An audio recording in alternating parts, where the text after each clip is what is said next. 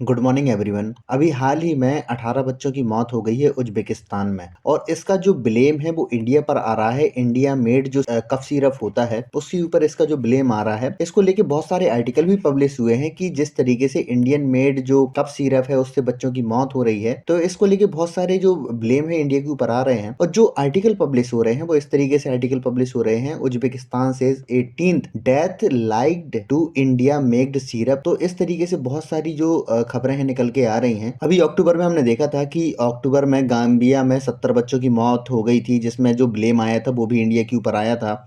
इसमें WHO ने बोला था कि जो इंडियन मेड जो कफ सिरप है उसकी वजह से गाम्बिया में जो 70 बच्चों की मौत हो गई है, इसकी वजह से हमने देखा था कि गाम्बिया में जो 4 प्रकार के जो इंडियन मेड कफ सिरप थे उनको उनकी मार्केट से अलग किया गया था। जिसके बाद हमने ये देखा है। अगर मैं ये बात करूं तो उज्बेकिस्तान के जो स्वास्थ्य मंत्रालय है इसमें बोला है कि 18 बच्चों की इसमें मौत हुई है। 18 बच्चों की मौत हो गई है जो इंडियन मेड जो कफ सिरप के पीने से। इसमें ये बताया गया है कि जो उनका मंत्रालय का ये दावा है कि मेरियन बायोटेक के डॉक वन मैक्स सिरप का जो इस्तेमाल किया गया है, और इस जो ये सारी मौतें हुई हैं वो समरकंद में हुई हैं। तो इस तरीके से हम देख सकते हैं। इसके बाद अगर मैं इसकी बात करूं तो किस तरीके से मौत होती है इनकी, तो इसमें दो कंटेंट इसमें पाए जाते हैं, डाई एथिलीन ग्लाइकॉल और एथिलीन ग्लाइकॉल। इनका जो क्या होता है कि ये मीठे होते हैं और बेहद जहरीले होते हैं, गाढ़े लिक्विड होते हैं। अगर मैं इनकी बात करूं तो क्या होता है कि अगर सिरप में अगर मिठाई ना हो तो बच्चे पीने से बहुत डरते हैं। तो इनको थोड़ा मीठा करने के लिए इनका यूज़ किया जाता है। ग्लिसरीन की जगह इनका यूज़ किया जाता है स्वीटनर के रूप में। तो जैसे हम देखते हैं कि अगर इनका यूज़ अगर एक कम मात्रा में किया जाए तो क्या होता है कि मीठे हो जाते हैं, और इससे क्या होता है कि बच्चे इसको मतलब यूज़ कर लेते हैं, उनको यूज़ करने में दिक्कत नहीं होती है। लेकिन अगर इनका कंटेंट थोड़ी भी ज़्यादा होता है तो यही जहरीली पदार्थ के रूप में काम करते हैं, जिससे बहुत जहरीला होने के कारण कई बच्चों की मौत हो जाती है। इस तरीके से हम देख सकते हैं। और इसके बाद हमने ये देखा कि जब लैब टेस्ट में जब इसके दौरान पाया गया तो इसमें ये पाया गया है कि एथिलीन ग्लाइकॉल का नाम इसमें केमिकल के रूप में मिला है। इसी केमिकल की वजह से भारतीय कंपनी हरियाणा की जो मेडन फार्मा जांच के दायरे में थी, उसके बाद हमने ये देखा था कि उनको क्लीन चिट इसके लिए मिली थी भारत सरकार के द्वारा। इसके पहले हमने देखा था कि अक्टूबर में गाम्बिया में भी इस तरीके से घटना सामने आई थी जिसमें 70 बच्चों की मौत हुई थी।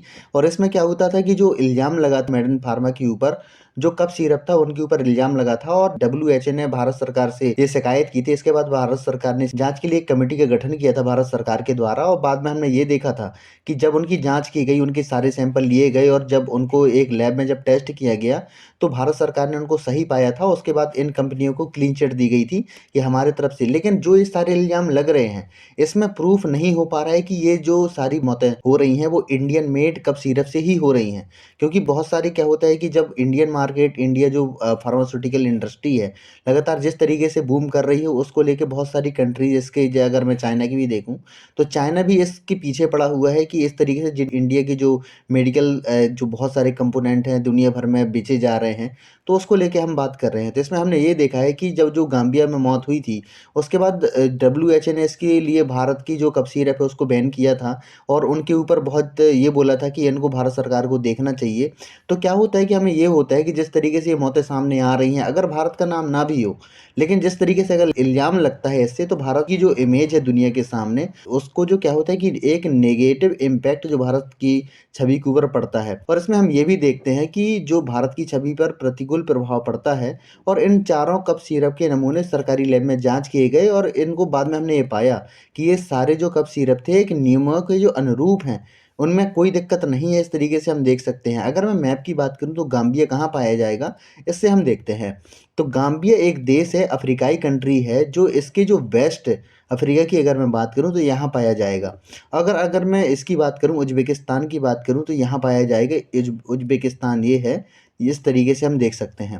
अगर मैं इसकी बात करूं तो देखिए ये उज्बेकिस्तान कजाकिस्तान के जस्ट नीचे पाया जाएगा। ये एक सेंट्रल एशियाई कंट्रीज़ है, और ये एक लैंड लॉक कंट्रीज़ भी इसको देखा जाता है। और इसकी जो बाउंड्रीज़ है ये कौन सा सी है, इसके आप बता सकते हैं। क्या होता है कि ये कैस्पियन सी है। अगर मैं कैस्पियन सी की बात करूं तो यह एक सागर नहीं है, यह एक झील है। दुनिया की सबसे बड़ी लेक अगर कौन सी होगी तो कैस्पियन सागर के नाम से जानी जाती है। इसके बाद हमने ये देखा कि भारत सरकार इसके लिए तुरंत इसके प्रभाव में आ गई, उन्होंने तुरंत संज्ञान में लिया।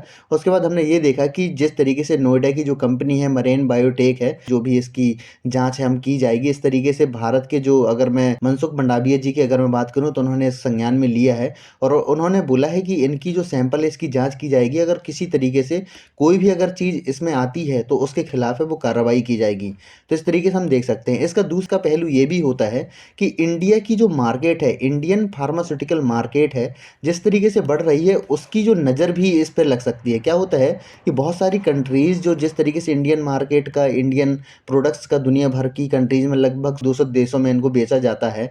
तो इससे क्या होता है कि इंडियन मार्केट है, इंडियन फार्मास्यूटिकल मार्केट जिस तरीके से बढ़ रही है, उसकी भी इसमें एक परीक्षा होती है कि आप अपने इमेज को किस तरीके से प्रेज़ेंट कर रहे हो।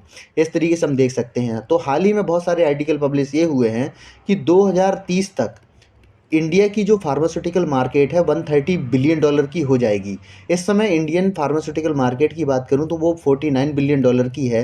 2021 में 42 बिलियन डॉलर की थी और 2024 में 65 बिलियन डॉलर की हो जाएगी और 2030 तक ये 130 बिलियन डॉलर की हो जाएगी। इस तरीके से हम देख सकते हैं और इस समय अगर मैं बात करूँ तो दुनिया की तीसरी सबसे बड़ी जो इंडस्ट्री है फार्मास्यूटिकल मार्केट की बात करूँ तो वो इंडिया की मार्केट है।